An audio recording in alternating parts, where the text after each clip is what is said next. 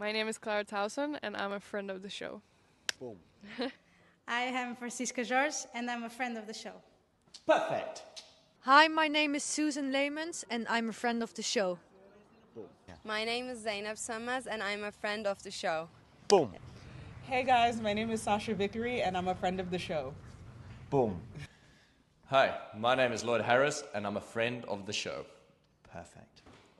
Hi, my name is Jan Faria and I'm a friend of the show. Boom. Yes. Take one. Well done. Hi, my name is Jasmine Paulini and I'm a friend of the show. Wow, Jasmine, you got it in one time. Ready? Play.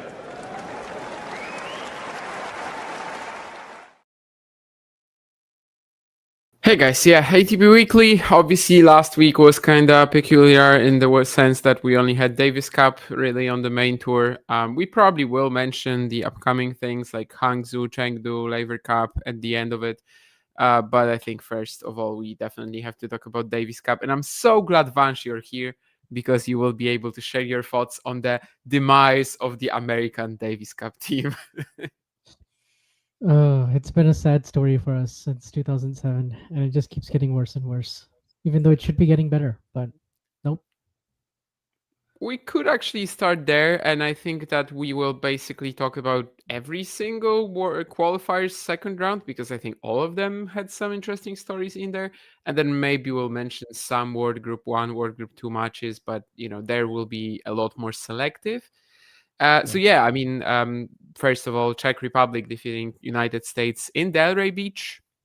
Frances Tiafoe, horrible Davis Cup record. That was kind of the main problem there.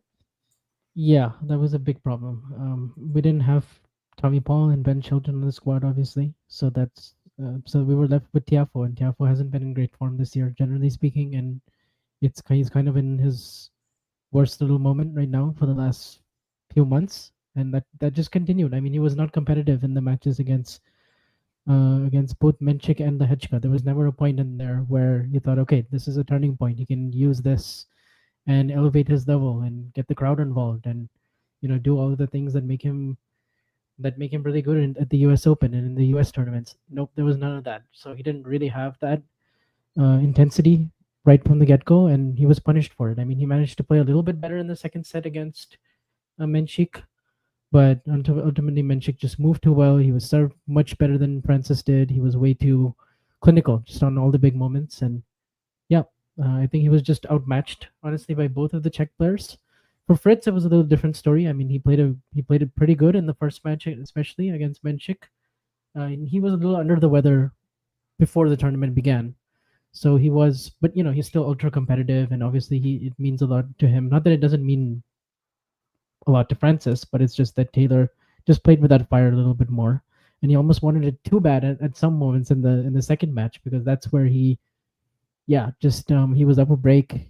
Probably should have he had multiple chances to consolidate that, didn't do it, and then Lehechka just took one really great game from him at the very end, and Fritz just couldn't quite close the deal, because that would have been the moment where the US could have clinched it, 3-1, and then it wouldn't have come down to that fifth rubber. But ultimately, Lehechka, who's also been playing well, he made the quarters at the US Open and gave a good account of himself generally for a lot of tournaments this year. So it's not like an absolute shock that he beat Fritz, especially when you consider that they've met 5 times and it was 4-0. I mean, he was just bound to get a win at some point, I think. I think Lehechka is just too good to not beat Taylor at least once. So that happened to be the case here, but ultimately I think Francis, wasn't really there. Wasn't really up to it, and then obviously it came down to the doubles, and we were up 2-1 there. But finally, I guess Rajiv Ram got to play, which he had to play for a lot of these Davis Cup ties, let's say, in this decade, and so he got that. But the US just, they're out, and Czech moves on. Yeah, I like the photo of there's Petr Brunslik in there, for example, or Adam Pavlasek, who didn't get to play in the doubles. Shocking decision by Thomas Berdych, in my opinion, to play Machac Menchik instead of Machac Pavlasek. But then again, I'm a big Adam Pavlasek fan, so at least in doubles. So anyway, Frances Tiafoe being 1-7 in Davis Cup now. It's just kind of weird because he likes the big stage, he likes the kind of like home and away atmosphere, it seems, right? Because that's what he enjoys typically in New York. Yeah, I know he didn't even have like the best US Open, at least not as good as in the previous seasons. Still Roland Garros quarterfinalist this year.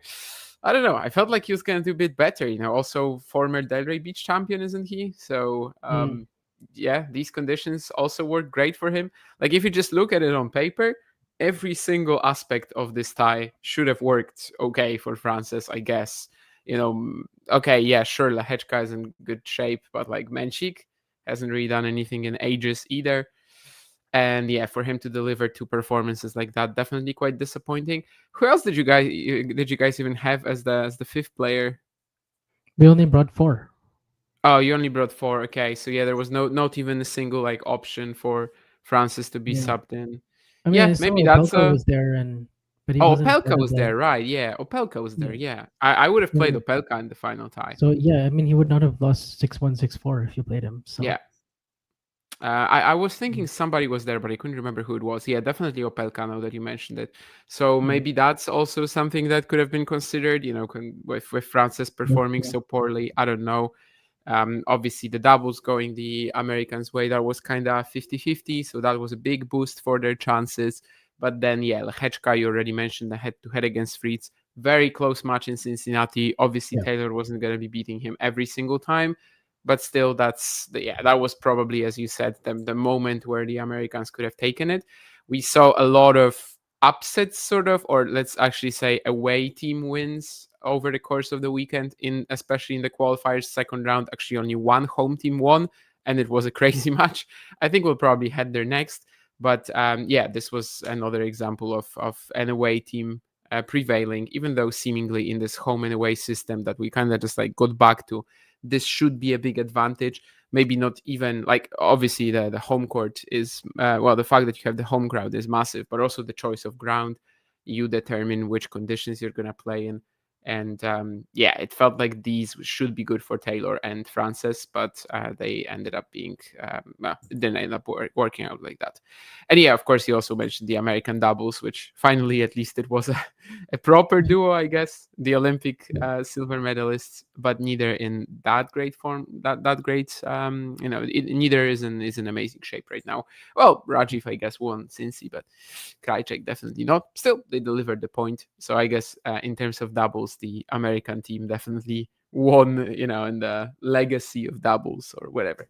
Anyway, yeah, let's talk about the only tie that the home team won. And it's actually a bit of an important one as well because, well, Spain, Marbella, clay. I mean, yeah, going down 0-2 after the first day, things look brutal. Elmer Miller has been picking in in Davis Cup over the last couple of seasons.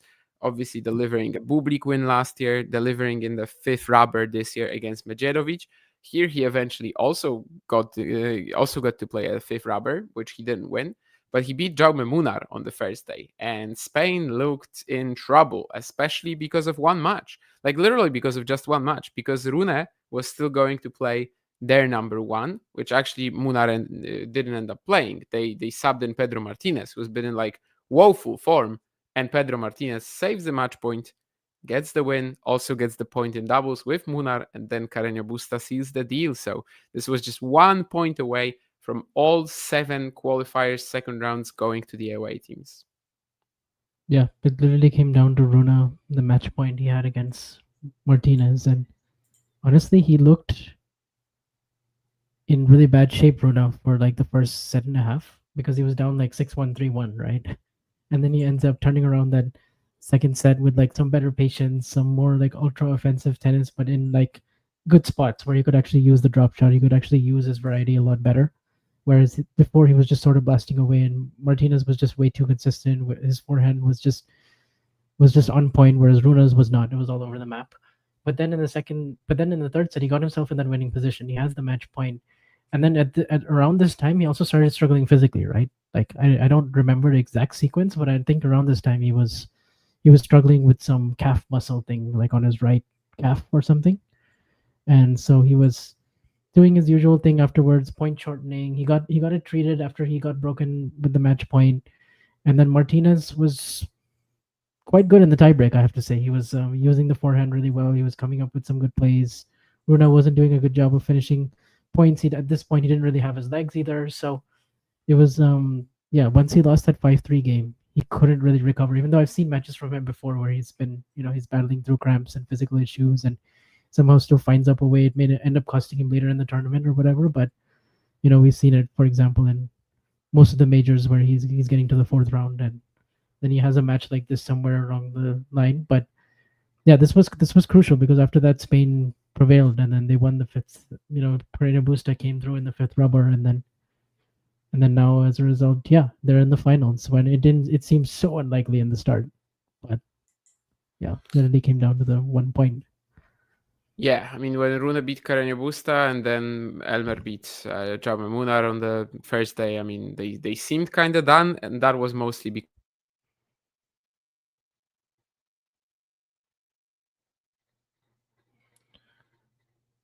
I think Damien's will come back. Right now he's frozen.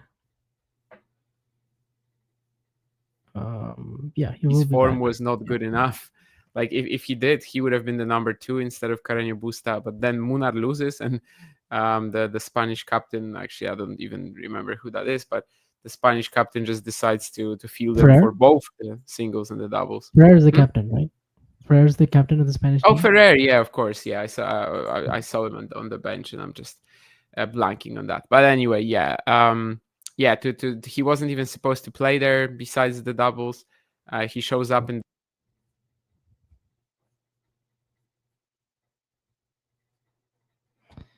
Okay, I think Damien is just gonna come back. Maybe in a different, maybe try it on his phone or something. But whatever. So I guess these are the scenes on the right, as you can see, with Team Spain prevailing, and they will be through to the final 8. Obviously, Italy is already in the final 8, and they did it without their 2 best players. They did it without Alcaraz, without Davidovich Fokina, of course, Marcel Granollers, who's a big part of their team in doubles. He also wasn't there. So some heroics from Pedro Martinez in that 4th rubber, and eventually Carreño Busta gets it done. So yeah, they're through. I think Damien was going to mention something about Carreño Busta, but I think he got cut off right then. So we may just move on. Yeah, it was a good win for Pedro. At this point, I think Alcaraz should be playing the finals. I mean, it depends. Like, unless he just tears everything up from now until the end of the indoor hardcourt season with the ATP finals, I think he's going to want to play it. And and then you could get another Sinner Alcaraz match in the Davis Cup, maybe as early as even the quarters.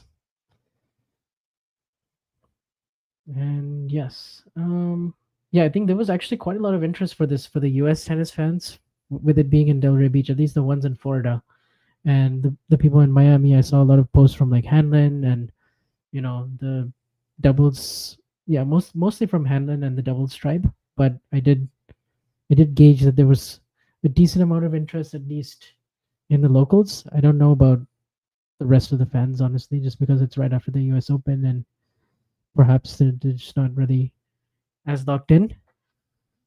But yeah, Munar has been really good on the faster surfaces this year. He's been mostly reliable on hard courts and on grass, and on clay he's been actually not as good. Yeah, we were talking about we were just talking about this, how Spain is in the finals and how potentially Alcaraz and Sinner could meet as early as the quarterfinals there. So where did it cut me off? I think you were talking about something about the 5th rubber, and you were mentioning Carreño, and then you got cut off. My Jesus Christ, that's really long. I was just talking for 2-3 minutes, and then suddenly there's no reaction from you, and I'm sitting there and thinking, what's happening? And then I checked that StreamYard just kicked me out for some reason. Anyway, I was just saying that this is such a confidence builder for Martinez, because his season was awful, and to sub him in for this match was fantastic. I don't know what he's going to do with this, playing a challenger this week. Probably not much more to say, to be fair, on Spain-Denmark. Yeah, Alcaraz, I mean, probably will play the finals, but of course it really depends on how he and Sinner do until the end of the season. But we kind of have the indication that both of them will likely want to play considering it's like the last event of the season for both of them, for most players really. So definitely makes a lot more sense for him to play than right after the US Open on clay and then to switch back for hard courts in Asia. Like that really wouldn't make too much sense. So yeah, from that standpoint as well, I mean, they will arrive at the finals with a much stronger team. Whereas like we were talking about the Czech Republic before, or Czechia right now, I think it's called, like they will have the exact same team at the finals. Whereas Spain will obviously be a little stronger considering they can have Alcaraz, maybe they can have Davidovich Fokina as well. Anyway, I was just gonna talk about another match now, and the one that is probably like the least of a story in terms of these 7 Davis Cup qualifiers, second round matches, or whatever it's called. I mean, I've been really struggling with how to call these stages. Anyway, Germany defeating Japan. That was probably the one that was not a surprise at all in Tokyo. Of course, Japan not being able to use Nishikori, who is out injured, is a little hurtful. Germany has a top class doubles team, one of the best in the world. And Struff also picking up his form recently. It ended up being a pretty clear win for the Germans. Yeah, it was pretty clear cut with Hanfmann and Struff and obviously Krawitz and Putz. And that was one of the earlier matches. Like maybe the first one that was done like right away. Yeah, it was the first, yeah. And yeah, like not that much to add because they didn't have Nishikori. I mean, Nishioka has been kind of, not very convincing. I figured Struff was going to win that, even though that was a 3-setter. And then you also had Justin Engel, I guess, playing a match, right? And he won that, I think, at 3. So good debut for him, too. Yeah, Engel Sakamoto, Grand Slam junior champion against somebody who's basically still eligible but too good for the junior Grand Slams. So a fun story there. Engel will actually play Stan Wawrinka in Cassis this week. Not in Cassis, sorry, in Saint-Tropez, which is fun. 17 against 40. I still am yet to do some research if this is the biggest age gap. It might be the biggest age gap on the Challenger I'm Tour. pretty sure it is, yeah, but I haven't done the research yet, but I'm pretty sure it is. So that's going to be pretty fun. Of course, he's going to have to travel from Tokyo to Saint-Tropez, but hopefully both of them show up, considering Stan is also coming off a long week. Yeah, there was not too much of a story there. I basically missed this tie, to be fair. It was like very early in the morning, and just never really got that exciting. Nishioka, I think, hasn't won a match in like forever or something like that. So definitely wasn't expecting much from him. And then when Hanfmann defeated Mochizuki, that pretty much sealed the tie for Germany.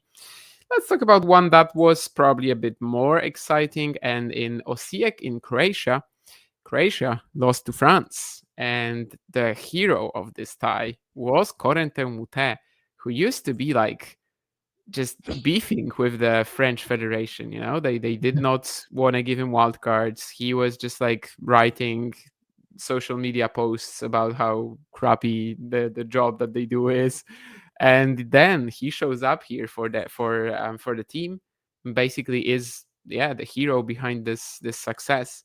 So I don't know if this signifies any like turnaround in his head, in his mindset, in his attitude. Probably not really. But I was thinking, like, what exactly is going to be his motivation once he is playing Davis Cup? It's not for points, it's not for money. I mean, you just never really know with the guy.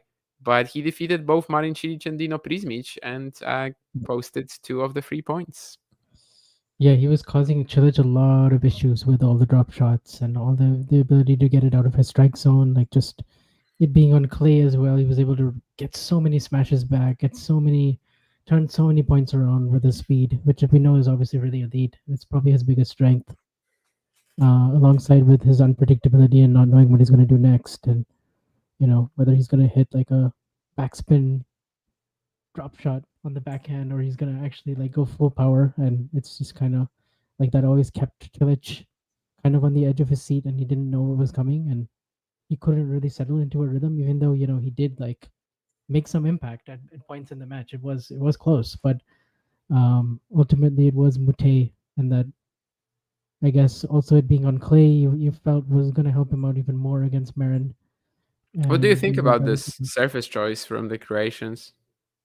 I was a little puzzled by it. I know it's indoor clay, but I was surprised that they chose clay. I would have expected them to choose hard courts. That surprised me. I don't know what was behind that. Yeah, no idea either. I think for the French basically had like 4 players but at the same level in terms of singles. So they had so many options. I don't know, maybe they were thinking that Moutet wouldn't be one of the choices. Maybe they were trying to like get Bonzi or Rinderknecht a little out of their comfort zone. But like, is Rinderknecht actually out of his comfort zone on indoor clay? I don't think so. I think it's a profile that fits him really well. So yeah, that probably didn't really pan out for Cilic especially. Like Prismic, it's tough to say what his best surface is right now. But like Cilic, yeah, just looked a little out of his element for sure. Yeah, And I thought he didn't play that well against Rinderknecht. He played maybe better against Moutet with that unpredictable style, Yeah. but Rinderknecht I think is just kind of, yeah, I mean just the form difference I guess showed there, with Cilic not really playing since Wimbledon and Rinderknecht in good form. Yeah, pretty fun tie for sure, but that's mostly due to Corentin Moutet's efforts. The 1 point for Croatia was the doubles. Of course, Mektic Pavic, I think only their third match since they split up in June 2023, July 2023 maybe. But yeah, of course, once upon a time, they were very dominant on the circuit, won a slam together. So still definitely can tap into that chemistry and do pretty well. Let's talk about probably the biggest story out there, alongside Spain and Denmark, which was Belgium defeating Australia. And there were some crazy circumstances in there. I mean, first of all, let's start from the fact that I said earlier that probably like the choice of ground is the most important advantage for the home teams typically. Even more so here, like just the fact that you have to travel to Sydney. I always just really in the old format, especially when Australia used to like host Davis Cup ties on grass, every team that went there, I mean, they were just kind of in trouble right away, just because you have to make that ridiculous journey. And well, also Rafael Corignon defeating Alex de Minaur on day one, and Zizou Beres defeating Jordan Thompson, like both mild upsets, and they go up to 2 points to nil or whatever. But then on the second day, you're like very much aware that this is still not over, because Australia is literally the favorite in all the remaining matches. So it was far from over, but Corignon, despite cramping up against de Minaur, getting a top 2 win there, he was still able to defeat Vukic, who subbed in for Thompson, I suppose, in the fifth rubber. Yeah, he was really the hero, I think, of this tie. Like for him to beat de Minaur the way he did at home in those conditions, in a third set and while cramping as well, like that really stood out in terms of his, yeah, just like his ability to push through against such a good defender and like someone who you thought, is, I mean, he is generally, Alex, he's like made a living the last 2 years of beating these type of players. And so for Collignon to like kind of break that mold, obviously he's coming off of a decent US Open for him too. I mean, he beat Rude in the second round and he got to the, and and then I think that was the big thing, because like the last day you would have said, okay, Australia is the favorite in the remaining 3, especially the doubles, and especially what was the fourth match? It was de Minaur against Burks, right? Yeah. So that was the one where you thought, okay, Alex is probably going to come through here, but then Collignon in the deciding rubber down a set against Vukic, that was also quite good to back that up. So for me, he was the main story, really. Yeah, I mean, after cramping against de Minaur, I know that there was also some conversation as to like whether he will even be able to play on the next day, and he just said something like, I don't care, like I might play on one leg, but I'm going to try. And well, try he did, and he absolutely did manage it. I honestly still thought that Australia will probably win after the first day. Yeah, it just seemed like every single tie, there's every single rubber, they're still going to be favored. Obviously, the doubles was maybe the biggest chance that they had. But then again, I also didn't know that Thompson wasn't going to be able to play both doubles and singles. Corignon definitely carried this tie for Belgium. And as I said earlier, just going to Australia, having to travel there, it's a big burden for the Davis Cup teams that are playing away. So definitely makes it even more impressive that they were able to convert here. Somebody else who, well, actually disappointed as the home team a little bit, at least I think, was Netherlands. Here is where the choice of ground matters quite a bit, because obviously they went for an indoor hard venue, probably trying to get the Argentinian team a little bit out of their comfort zone. it didn't really work because Francisco Cerundolo beats Botic van Zandschulp and Thomas Martin Echeverry beats Jesper de Jong. And then, more or less at that point, you kind of realize that they might be in trouble. There's also a bit of a baffling decision from the Dutch captain that I didn't like when they didn't play Arends Verbeek in the doubles, but subbed in Baltic for it. But then again, Molteni Zeballos, it's a strong duo, even though they're not playing with each other all the time. And for that match, actually, the indoor hard conditions, they do not matter whatsoever. Obviously, Molteni and Zeballos can both play there. So maybe just with Talon Griekspoor, it's actually being out of this tie, and maybe it's just not that big an upset in the end. But I don't know, just indoor hard. It feels like with the choice of ground, Netherlands could have done a bit more here. Yeah, definitely underperformed a little bit. It did hurt them. They didn't have talent, because I think on this, they could have really used him here. I think with talent, they could have potentially turned it around. Of course, not a guarantee, but maybe he wins that match against Echeverry, or maybe because Toronto Botic was always going to be, tough for the Dutch team, even though Botic is pretty comfortable in those conditions. So is Toronto. So it's kind of, we've said it before, Toronto doesn't really have a favorite surface, particularly. So that one. Yeah, but if he has a least favorite surface, it's probably indoor hard. Yeah, probably. But Botic, kind of, Botic and Fran both. It's like it could go either way. It's not like decisive for any one of them. Whereas I don't know if I think it's not that big of a surprise, but yeah, I do think they underperformed a little bit. Could have done a little better. I don't know if you're familiar with the rules there, Vansh. I'm honestly, Jermaine, have no idea. Like, I have no idea how the drawing system works. I have no clue. I think all the teams are draw. seeded in some respect, are they? Do they even have a seeding? Yeah, like maybe some of them are, but it's possible that they just don't have the seedings at all. Like, I don't know. They could do it based on like rankings. Davis Cup has its own, right? But I don't know. I honestly just have no clue. I think the draw is supposed to be like maybe tomorrow or the day after, Wednesday or something like that. I think so. But yeah, it definitely doesn't like have like a full-on seeding system, but there might be some sort of a rule that doesn't allow, I don't know, them to play. I really don't know. Yeah, not sure. Yes, we're at the last 8 teams. The teams that we're talking about, the ones that won the qualifiers second round, 7 of them have made it to the finals. And then also Italy as the hosts and winners from last edition are included as well. Yeah, and we'll find out the draw on Wednesday. So Wednesday, okay, yeah. Basically, of course, there's also all the other Davis Cup, I don't know, World Group 1, World Group 2, and etc. We will talk a bit about that, but these teams will not play again this year. It's only the Davis Cup finals from there in November. BH and King Cup finals on the WTA side, of course, happening this week. Anyway, there's one more match I think to talk about from the qualifiers second round, and that is Austria defeating Hungary. Again, probably a pretty even tie on paper, but with the way that the first 2 days went, with Marozsan being 3-1 up, I think, in the third on Rodionov, Fucsovics having like major chance, I think, serving for the win against Neumeier. Yeah, I mean, they pretty much put themselves in trouble, the Hungarians, and Zsobor Piros was almost the Rafael Corignon or the Pedro Martinez to this tie, because he was just like unbelievable. And yeah, he actually delivered that sort of like a positive, intent, like a lot of determination for the team to succeed. Of course, Marozsan also playing with him in doubles.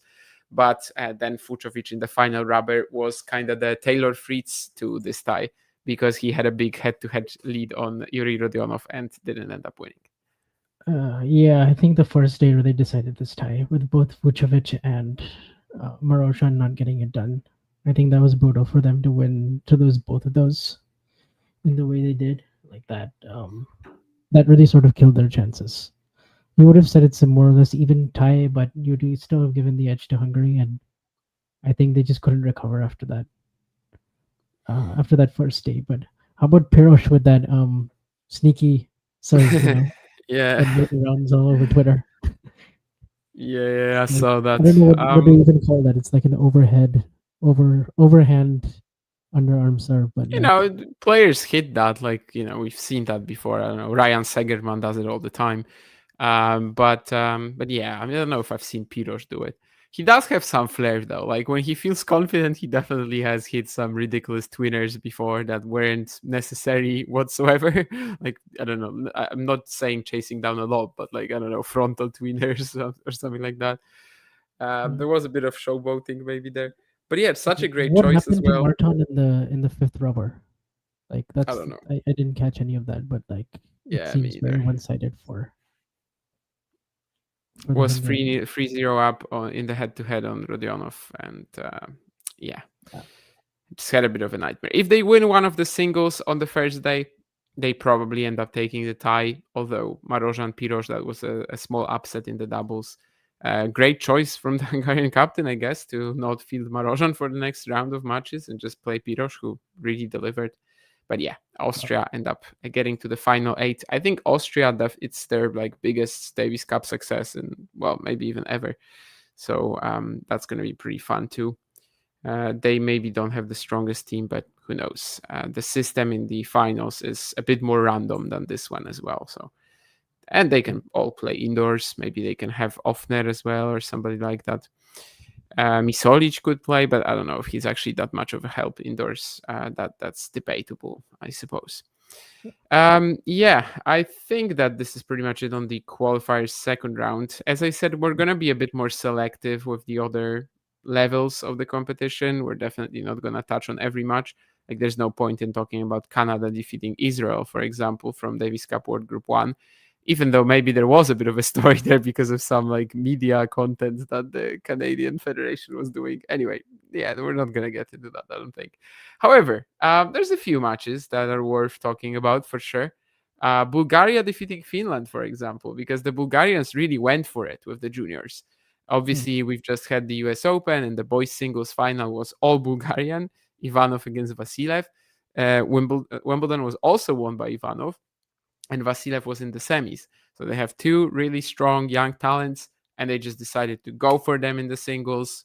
The other guys they had on the roster, they were ranked a little higher, but probably not as high a ceiling, and ended up working out. I mean, maybe not Ivanov bringing the win, but Vasilev defeating both Virtanen and Rusevori. Yeah, it was definitely a fun storyline to follow here with one of the stars of the recent junior slams becoming the main hero of this tie for Bulgaria as well. Yeah, I'm curious to see how the US Open champ does going forward. With the one-hander and everything. Or no, that's not. He doesn't have a one-hander. Yeah, he doesn't have a one-hander. That's Henry from the Australian. Oh yeah, Henry Burnett. Yeah, Henry Burnett was also playing in this. Is this also World Group 1? Yeah, I think it is. Yeah, so let's talk about that. Yeah, I think that was the main story for me is India getting through to the. For you only, yeah. I mean, it was the first time, dude, that we actually like won an away match against a European team in like 32 years or something. It was pretty wild. Spain. Switzerland is probably the best candidate for like the most disappointing team of the season in Davis Cup because twice they played at home.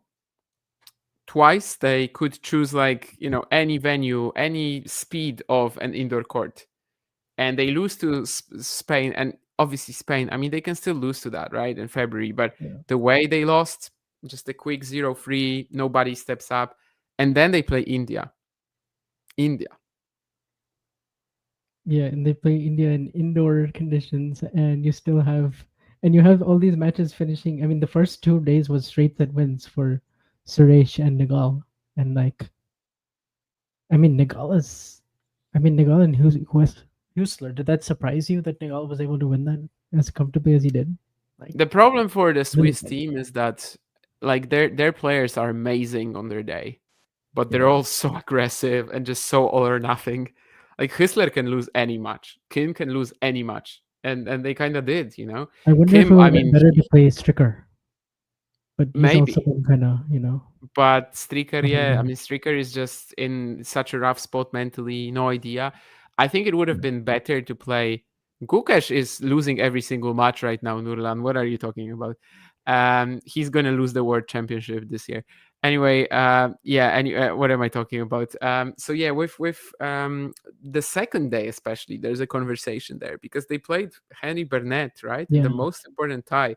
And I'm assuming that Kim was just like unfit. But then you still have Jakub Paul or Dominic Stricker.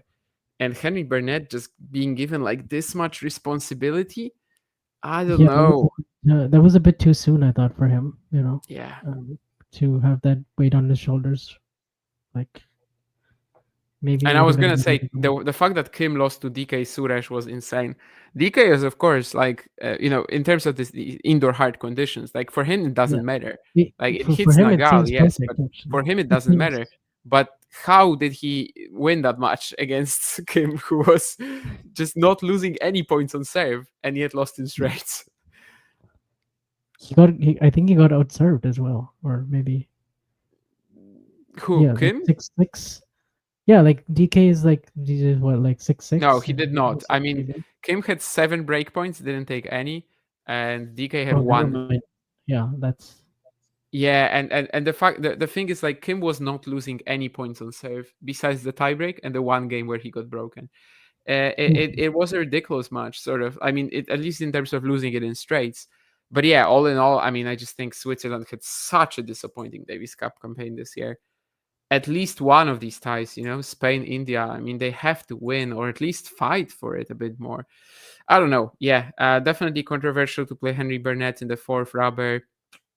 Him, Paul, Stricker, I mean, they're all fine choices. I really have no clue. Maybe Paul and Stricker were tired after the doubles. Maybe Stricker just couldn't be trusted right now physically in singles. I don't know.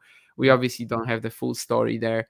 The captain knows, how they were practicing and everything. But yeah, Henry did not deliver in that final round. So that was a massive win for India for sure. Just a set of pretty unlikely victories on the first day. And then they were also able to close it out. Yeah. Another one that we definitely should talk about was Greece against Brazil, as we had that Tsitsipas Fonseca showdown with Stefanos not playing the doubles earlier, which makes sense now that we also have a bit more information on the back problems that he's been having. But basically, they just surrendered the doubles entirely, I think, to Brazil, with Petros and Aristotelis Thamos playing against Matos Melo. They had no chance of winning that, and they were just hoping that Stefanos was going to deliver against Fonseca, and then maybe they win the 5th rubber with Sejbov Vilda and Sakellaridis. I think that would have been possible. But, of course, Stefanos was 5-3 up in the 3rd and ended up losing the next 4 games. Yeah, I remember Fonseca won that first set pretty decisively, and then Steph left for a medical timeout at 2-all in the second, and that was when he started having the back issues. But then he actually started to free up and play a lot better after that, and the serve and the forehand started working. Fonseca was missing all over the place. It wasn't at that point. It seemed very much in balance, and then 5-3, serving for it at 5-4, and then he just plays a horrible game at 5-4. And I guess we have more information now that it basically really hampered him as well at the end, and he just that was over really fast from 5-3. Those last 4 games were, big win for Fonseca, and I guess Tsitsipas just continues to struggle against yet another player who's much younger than him. And it seemed like I do think the level got a little better from him at the U.S. Open and here, just strictly level wise, but then he hasn't been fully able to close the matches out against Altmaier and this one, and then he's had the back problems that he's just sort of playing through. So I'm not sure whether he should just take some time off and get those sorted. I think that's probably advisable, right? As opposed to just keep playing with it every week. Yeah, I mean, we can't know. We don't know the specifics, but certainly that medical timeout, which kind of ended up helping him out, but then he said that the back really started hurting again at 5-3. Yeah, it's just rough. I mean, it's been a very difficult campaign other than the Dubai 500. First time in a while that his clay season was also awful. The slams were Medvedev, only of the former top players, did worse. Otherwise, Steph would be the number one, I suppose. So yeah, I don't think that's presently there's that much that he can do really, but he surprised me by even getting it this close. The way that the first set was going, that's kind of how I thought the match was going to be It was overall. very much headed in that 6-4, 6-4 type direction. Yeah. I mean, it's just Fonseca's playstyle should fit Tsitsipas perfectly, like any other youngster, really. I mean, they just really know what to do, know what target to attack, and seem to play with a very clear head. So, well, in a way, it's good for Steph that he was so close to the win, but unfortunately wasn't able to deliver, which sealed the deal for Brazil. We're not really going to talk about Poland losing to Great Britain, I don't think. I mean, with no Hurkacz or Mike Shak, it was always going to be a lost tie. Berkieta did serve Nori off the court, more or less, despite losing in straights. Had 2 set points, 1 on serve, which if he took, maybe it goes differently. Who knows? And of course the doubles also. But yeah, I mean, that wasn't really that big an upset, to be fair. I think doubles is just so random. And the Wimbledon champions, Kash Glasspool, even though they just won 20 matches in a row, 22 matches, I don't think they're even that amazing. Anyway, I don't know if there's anything more from World Group 1 that deserves a mention. I'm not going to brag about Hamad Medjedovic saving 7 match points against Yanki Erel, because it's still 7 match points against Yanki Erel, and it shouldn't have been that close in the first place. But, well, they won 3-0, so good for them. I think maybe one more story, though. Oh, actually, 2 more. Is that Yeon Chung played for the first time since 2017 and got a big win over Dmitry Popko, which, is a win over Dmitry Popko, but a big win to seal the tie for South Korea, where after Bublik ended up being unfit. Wow, okay, hopefully he's able to take that and, I don't know, do something with it. I guess that's a big win considering all the circumstances. I think so, yeah. Confidence-wise, it should be huge. Just sealing the tie, right, for his nation.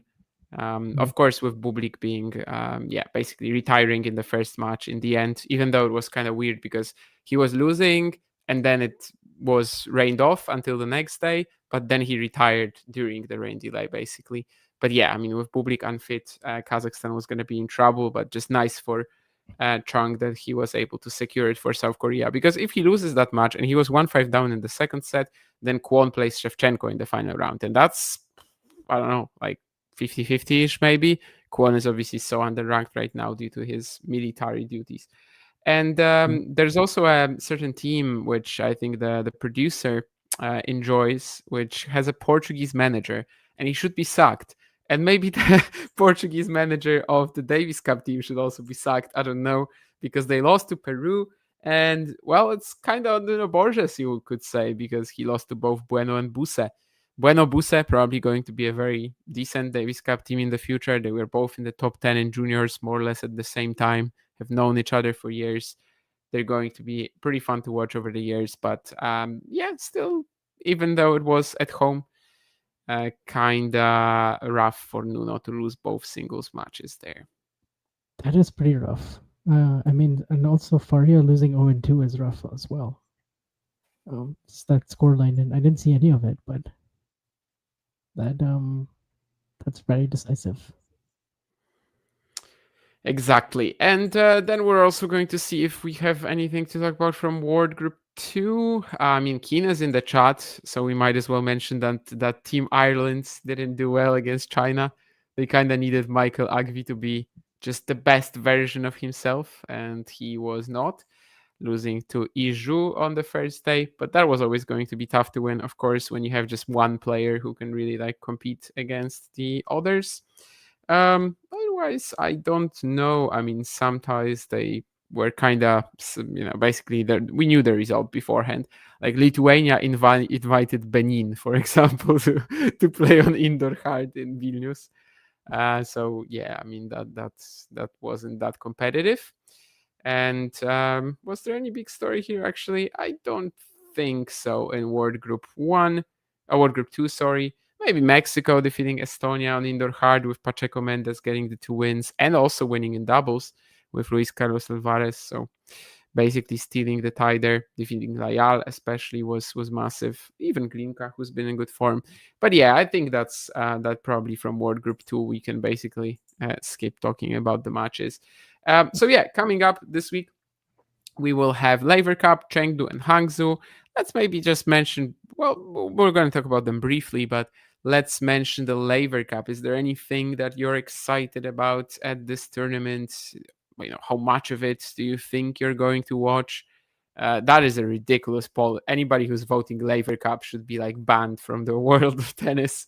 Davis Cup is fantastic, and Laver Cup, if you enjoy it, sure, but it's really not the centerpiece of the tennis season in any way. And Laver Cup, if you enjoy it. Well, I'm curious about two Sure, players, but it's really and I will watch it for two players only, and that is Carlos Alcaraz and João Fonseca. I want to see a match between the two of them, and that I will tune in for. And actually, if Fonseca is playing someone on Team Europe, I'll basically watch their matches. How about that? Yeah, I mean, sure. I think I might be persuaded to watch Fonseca Alcaraz. I think they'll definitely set it up because it's kind of the main selling point right now of the tournament. The squads in general seem to be a little weaker than in years prior. I mean, especially Team World, right? Yeah. So I think they're really trying to sell another the decisive tournament. win for Europe, and they're already up 5-2, and yeah. Yeah, I mean, nobody cares who's going to win Laver Cup, right? I mean, we can care who Yeah, wins individual matches, but like whether Team the World matches or Team Europe. themselves- There was a couple of years where the matches themselves were very uncompetitive. Yes. Like 2023, I think for Team World was super uncompetitive. I think, I don't know, 2021 or maybe it was very uncompetitive for Team Europe. And like the actual matches we got weren't good. Whereas here, yeah, hopefully like Fonseca versus Alcaraz, that's like the big thing. If we get that on Saturday, that would have to be on Saturday because the first day is like 1 point, right? So it would just be like a doubles, couple of singles matches, and it won't be the best players playing on Friday. So, but at this point, I mean, it really depends on what the captains decide, right? They might just throw Fonseca in on Friday, and they might just rely on Fritz to do all the work. So then you'll get to see another Fritz Alcaraz, I guess, and probably, I mean, who else does Team Europe even have? I'm like forgetting their lineup now, but like they have Opelka. Yes, let me tell you. So it's Alcaraz, Zverev, Rune, Rud, Menchik, and Koboli, with Mahach being an alternate. And then Team World is presently Fritz, Deminor, Serundolo, Mikkelsen, Fonseca, Opelka, with Brooksby being the alternate. Shelton, Paul, and Tiafoe are the players who pulled out of Team World. Rud pulled out as well? Oh, I don't know. I don't have it here, but possibly. Okay. Yeah. Huh. Interesting. I don't have any withdrawals from Team World here, but maybe. Okay, yeah. So I'm going to guess they're going to put all their emphasis on Fritz and Diminor, and I wonder how big they'll go on Fonseca. If they think that he's better for a Friday slot, or he's better for maybe just one match, one singles match. Like it's going to be interesting to see what the pairings are. Like it's also the first edition with the new captains, right? Yeah. It's Yannick Noah and Andre Agassi, right? Yeah.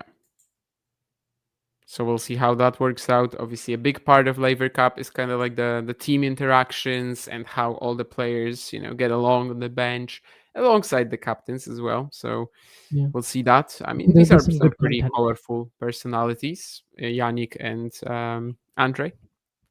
Yeah. It will definitely not be a Bjorn Borg situation where he just kind of do everything and he just sits there. I think. Yeah, we talked about the Peter Serfkin. I think I mentioned Segerman instead of Mayo, but yeah, that's a good callback as well. I think I remember Borna Goyo just being so angry at Aiden Mayo for this serve. Noah has personality for sure. Andre, he's Andre. I mean, he's still gonna be a treat, I suppose. I'm just gonna see it in like clips and everything, but that's gonna be okay. I could imagine Taylor Fritz and Andre Agassi having very nerdy conversations on the bench. I can imagine that being like absolutely so boring that yeah. So I Anyway, bet they would just go like really in the weeds and just talk tactics, I think. sure, yeah. Taylor Fritz is gonna say, yeah. So Andre, my plan is to hit a lot of cross-court backhands. What do you think? And that's that's tactics for Taylor Fritz. Yeah, exactly. That's what I'm alluding to. Anyway, Laver Cup as well. What else did I want to say? Yeah, basically Alcaraz Fonseca, I think that is their main selling point. And the lineups, even though they aren't as amazing maybe as they were in some years prior, I think right now for a Laver Cup, it's just kind of the big deal is to get Sinner or Alcaraz. As long as you have one of them, you're probably going to be okay as a tournament.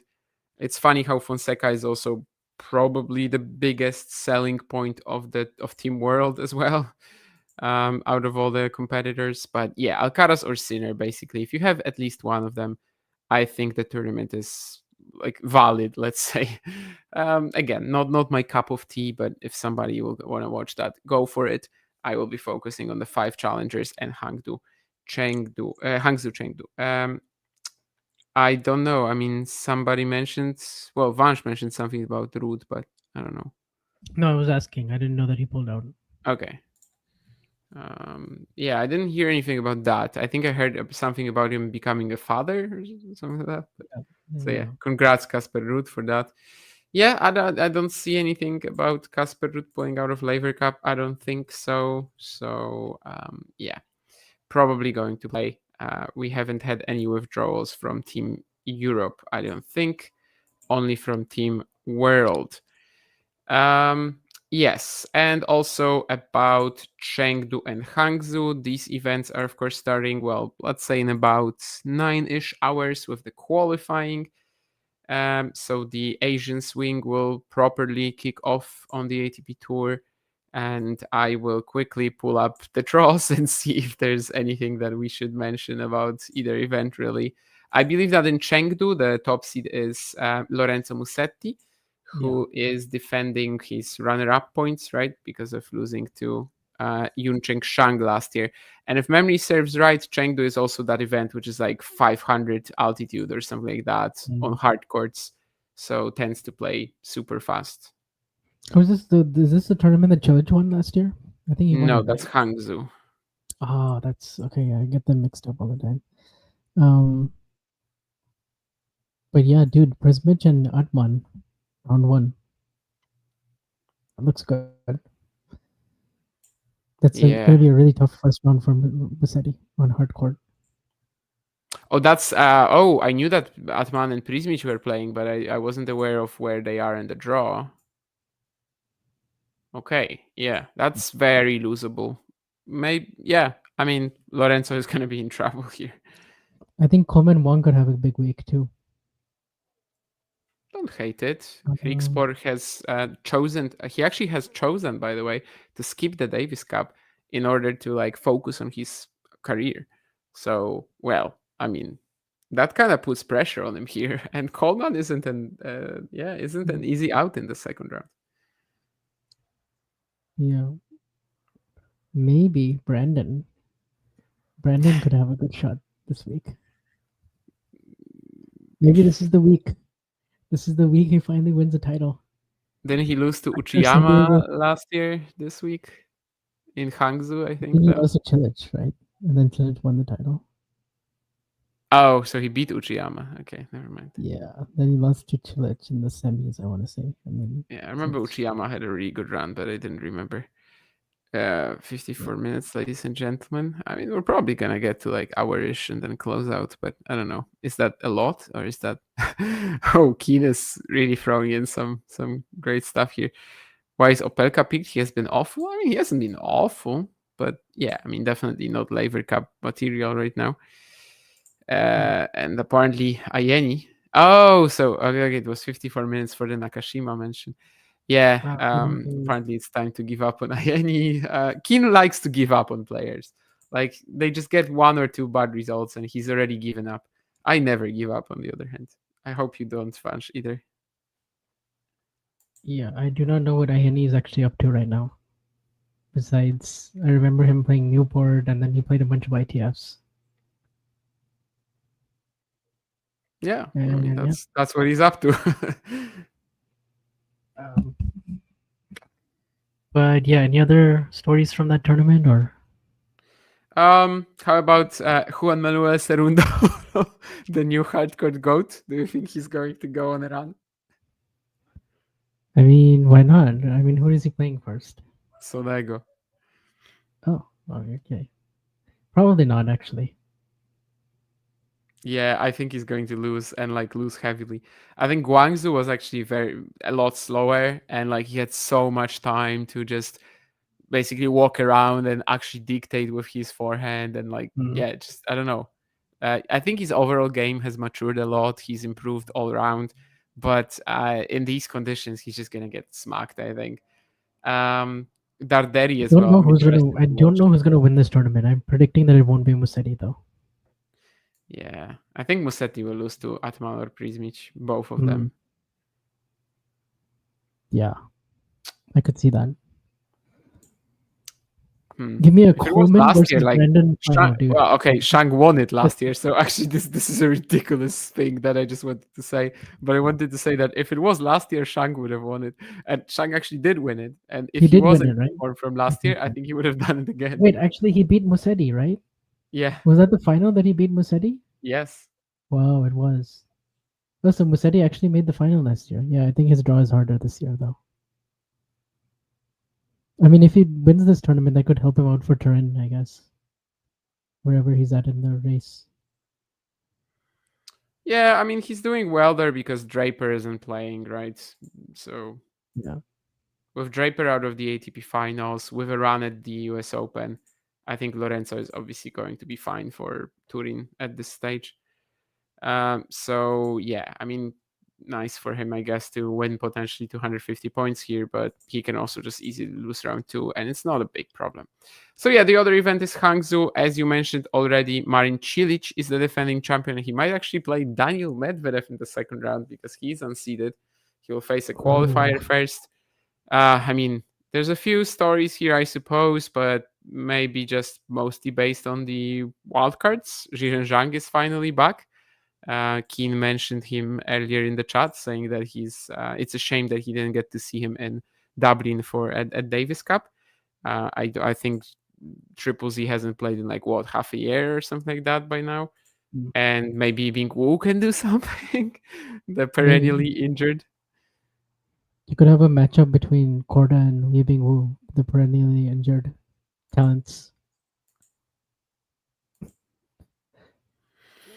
Yeah, sure.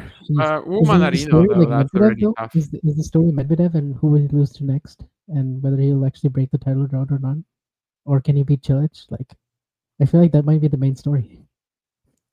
Yeah, but it's already, can he beat Cilic? Like, that's already a big question mark. Even though Cilic had that horrible Davis Cup, horrible. I mean, yeah, not an amazing Davis Cup performance.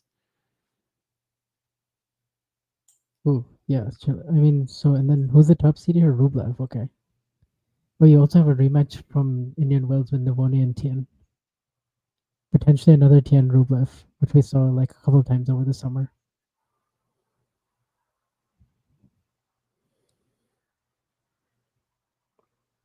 Even Kovacevic, actually. Kovacevic beat Rublev in Kabul, right?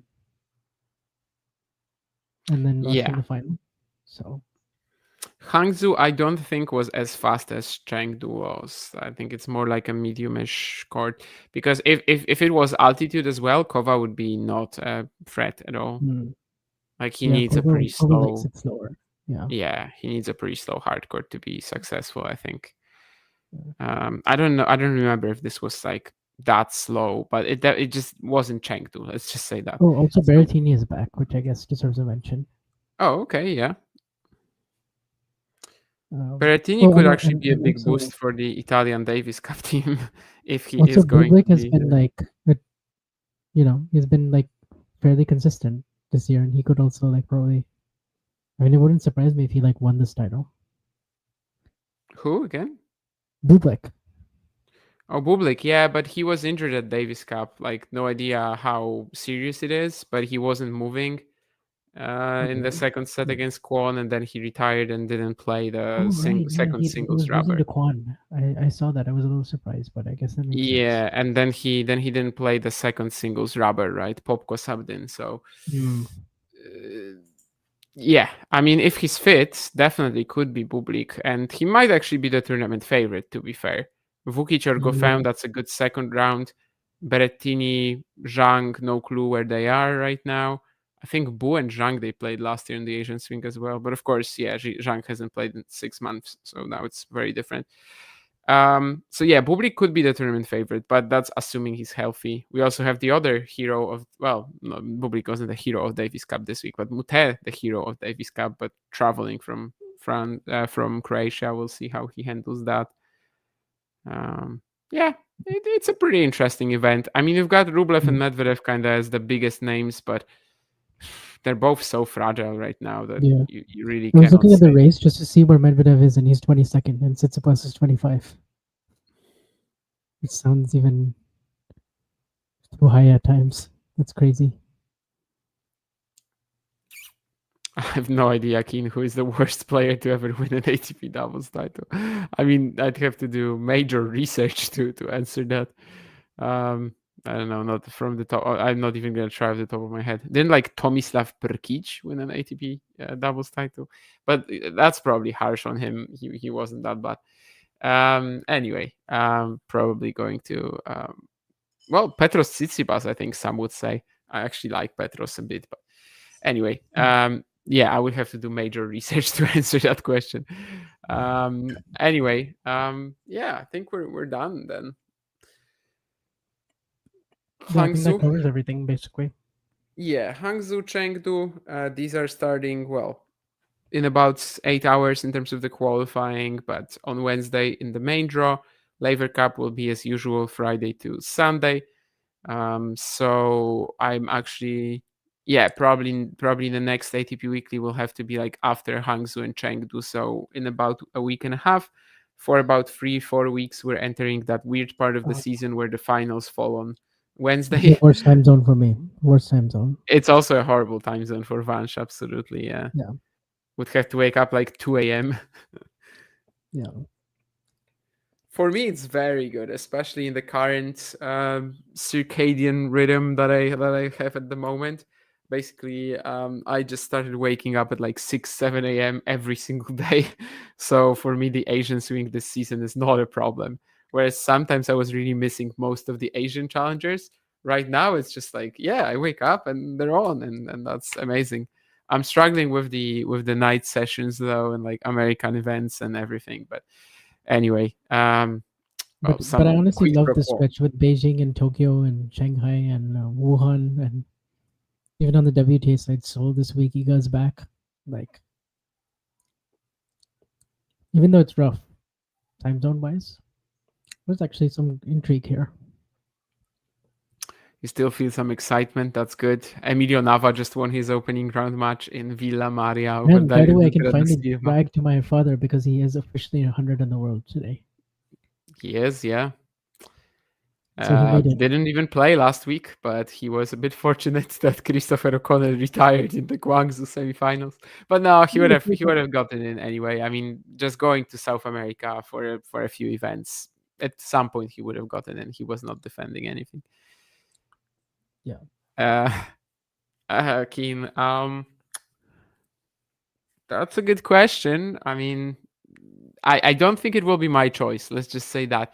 If I make it big, I think it will have to be somebody else pulling the strings, right? Somebody sending me somewhere. So if I did make it big, I don't think it would be my choice.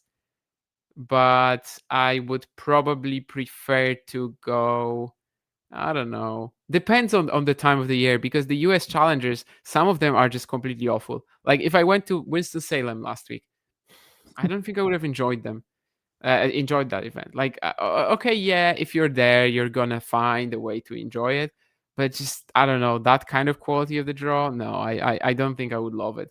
But if it's a really strong, or just, I don't know, one of these indoor events towards the end of the year, it obviously makes a lot of sense because, well, everybody speaks English. You gotta go in everything. February and March. to the Challenger swing. You gotta do Or something like Phoenix, that, yeah, like San Diego or Phoenix, San something like Diego. that, yeah. San Diego, haha. Was the Challenger alongside Davis Cup in Winston-Salem? Yes. Yes, it was. The same venue, the Wake Forest Tennis University venue. So I would say that in the US it depends on the times on the timing, but it would kind of make more sense, right? Because everybody speaks English and everything. And in Asia, yeah, I would be maybe a little bit more scared of just, I don't know, general being in a part of the world where I would struggle to communicate to some people maybe. But yeah, I don't think if I make it big, it will be me making that decision. That's my answer, Keen. I actually mentioned San Diego, I think, first, so that's on me. That's on me that I led Vansh into this trap. Both Yeah, it wings. was you this time. There you go. Maybe I'm rubbing off on you. Who is good of both wings? Oh. Who is? I mean, so many players are, but yeah. Yeah. Manchester United should be pretty decent from of both wings now. I mean, Cunha, Mbuemo, but they're not. They suck, and the guy who's in the picture should be sacked. Anyway, that's it. I think United has also been ticked, although it's also been ticked, way further into the past. Yeah, I don't hate that. That's my main response to like somebody throwing an idea, because I don't like, I don't know, approving, I guess. I don't like approving of people's ideas, I just like to tell them I don't hate it, it's okay. My idea would have been better, but yours is fine. I don't hate it. So it's definitely my default response to a lot of things. And like billionth time, yeah, that I also say that a lot. What about it's irrelevant? Oh, it's irrelevant. Yeah, it doesn't matter. Who cares? I think there's various combinations of the same meaning that I go for. There's various phrases that I go for that have the same meanings in that respect. But yeah, 100%. I think everything we talked about here is pretty relevant. Like nobody important is going to listen to this, at least in terms of importance in the tennis world, because to us, you guys are very, very important. And thank you for the support. Thank you for the messages in the chat, all the subscriptions and everything, memberships. Thank you for that. And yeah, we'll just keep checking the channel for more tennis content. I have no idea how many subs we have, but probably still not 20K. So let's reach that goal at some point. I don't know what I'm even talking about anymore. So yeah, thank you, Vansh. It was cool to talk. Davis Cup, actually probably one of the more interesting ATP weeklies, I think. I don't know. I just like Davis Cup a lot. Yeah, with the home and away ties, it was more fun, and that's like the best part about the Davis Cup. Yeah, but like I always was also, well, you still had Davis Cup home away ties, right? It's just now they're like we have an extra 7 of them. Like that's the only difference. That made it more enjoyable, I think. And yeah. So was definitely not our usual ATP weekly, but it was a lot of fun. For which match in Seoul are you like this excited by? Like, is it just Swiatek playing Kitstea or Zakharova or? No, not a particular match, but just to see if Iga can win it, basically. But maybe there's something tomorrow that I'm not aware of that is just so amazing in Seoul. Yeah, no, nothing is that amazing. Christian Raducanu is the best one. Could play in the quarters. Swiatek and Krejcikova could meet in the quarters, I think. Iga has a 500 drought. I mean, how many does she even play? She already has 5 titles, though. Yeah, I think the last one was Stuttgart, maybe. Stuttgart, yeah. Oh, but Hamburg actually, or was it a 250? She made the final. Lost in the final, though. Is it a 250 or 500? It used to be a 250, but it's a 500 now, right? 500, yeah. I think when she played it and she withdrew before the semis, it was a 250, right? It was a 250 back then, yeah. Yeah, that's why I was a bit confused. Yeah. Keen, I mean, off the top of my head, it's going to be very difficult to say that. just one. I mean, but Waltersdorf has like 10 matches you should probably watch. Oh, actually, I know. Yeah, actually, I don't know if it's tomorrow. Is it tomorrow? Yeah. Okay, then we already mentioned it earlier, but Wawrinka Engel. 17-year-old against 40-year-old. I think you should watch that. How did Race the Silver? Yeah, I'm not even sure who he lost to be honest. So probably didn't watch it. Oh, against Maximus Jones, the Globetrotter. That's interesting. Liam Brody, isn't he doing okay on the ITF tour right now? Can he like when was the win last time something? Wawrinka won a challenger, by the way? 2020. Yeah. Prague. Did he beat like Karatsev or something? Mm-hmm. Yeah. And I think they were supposed to play again the next week, but then Stan withdrew before their match or something like that. Yeah, I mean, Brody just won a title and then made a semi, so he's doing okay. Lost to Peter Mak, who is a very interesting college player coming up from Hungary. Anyway, thank you once more, Vansh. Thank you to everybody in the chat. We extended this by like 15 minutes by just talking nonsense. But it is what we do on Talking Tennis. We talk nonsense and we pretend that we're actually talking tennis. Ruben Amorim once more. Bye-bye. Anyway, yeah, thanks. All right. See ya. If you enjoyed this video, make sure you hit that like button. Don't forget to subscribe and click that notification bell so you don't miss out on all things tennis.